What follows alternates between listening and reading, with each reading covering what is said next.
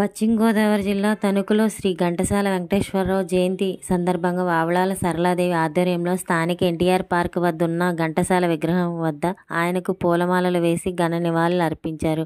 వావళాల సరళాదేవి, సుబ్రహ్మణ్యం, సిద్ధాంతి, కడియాల సూర్యనారాయణ, కౌరు వెంకటేశ్వరరావు, నక్క రామారావు, ఆకురాతి శ్రీనివాస్, కామేష్ తదితరులు పాల్గొన్నారు.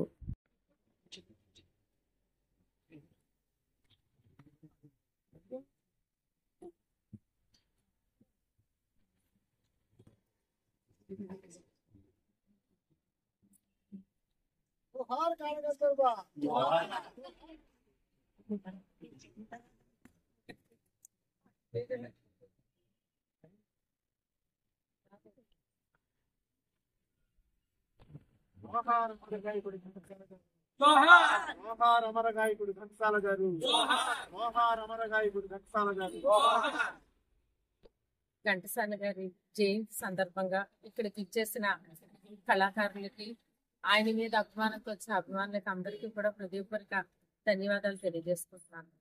1922 డిసెంబర్ 4న కృష్ణా జిల్లాలో చౌడపల్లి అనే గ్రామంలో సూర్యనారాయణ గారు, భక్తయ్య దంపతులకు ఆయన జన్మించడం జరిగింది.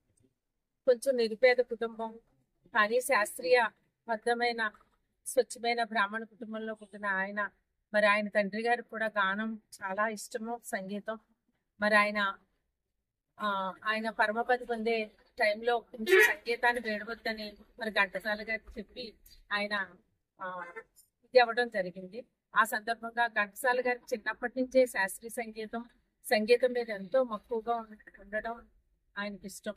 కానీ ఆర్థికంగా వెనకబడి ఉండడం మూలంగా ఆ రోజుల్లో సంగీతం నేర్చుకోవడం చాలా కష్టమైంది. ఆయనకున్న అభిరుచితో పాటు తండ్రి గారికి ఇచ్చిన వాగ్దానంతో ఎలాగైనా సరే సంగీతాన్ని నేర్చుకోవాలన్న పట్టుదలతో మరి ఆయన ఇంటి నుంచి బయటికి వచ్చి ఎన్నో కష్టాలు పడి మరి సంగీతం నేర్చుకోవడానికి వేయి ప్రయాసం పట్టారు. తినడానికి తిండి లేని టైంలో జోలి పట్టి మరి అన్నాన్ని ఇంటింటికి వెళ్ళి తీసుకునేవారు. అన్నం తినడంలో మరి ఆయనకి కూరలు లేని సమయంలో ఎండుమిరపకాయలు పంటలో కుమ్ముకుని అన్నం కలుపుకుని తిన్న రోజులు కూడా ఉన్నాయి. అంటే ఎంత కష్ట సాధనతో సంగీతం నేర్చుకున్నారని చెప్పడానికి ఈ విషయాలు తెలియజేస్తూ అటువంటి టైంలో ఆయన పడుకోవడానికి ఒక అమ్మవారి గుడిలో పడుకుంటుంటే ఆయన విషయాలన్నీ తెలుసుకున్న మరి సీతారామ శాస్త్రి గారు మాస్టర్ గారు ఆయన సంగీతం చెప్పడానికి, పట్రాయి సీతారామ శాస్త్రి గారు ఆయన సంగీతం చెప్పడానికి ఇంటికి పిలిచి సంగీతం నేర్పించారు.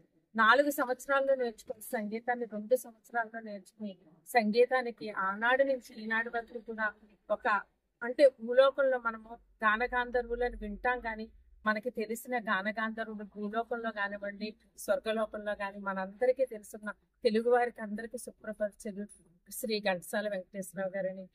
గానగంధర్వ శ్రీ ఘంటసాల వెంకటేశ్వరరావు గారి 102వ జయంతి సందర్భంగా మనం ఆయనకి ధన్యవాదాలు అర్పించుకుంటూ మీ అందరికీ కూడా శుభాకాంక్షలు తెలియజేస్తున్నాను.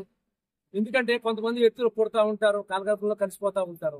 ఇప్పుడు 102వ జయంతి అయినా సరే, ఇంకో 500 సంవత్సరాల జయంతి అయినా సరే, మన పిల్లలు వాళ్ళ పిల్లలు కూడా ఈ ఘంటసాల జయంతి అలా చేసుకుంటూనే ఉంటారు. అలాగే అందరి హృదయాల్లోనూ చిరస్మరణీయంగా మిగిలిపోయాడు ఆయన. 1942 క్విట్ ఇండియా ఉద్యమంలో పాల్గొని ఆయన జైలుకి వెళ్ళాడు. సుమారు 18 నెలలు, అంటే సంవత్సరాల జైలు జీవితం అనుభవించాడు. అంటే ఈ దేశానికి దేశభక్తి, దైవభక్తి రెండూ కూడా ఆయన నుంచి మనం నేర్చుకోవాల్సిన అవసరం ఉంది.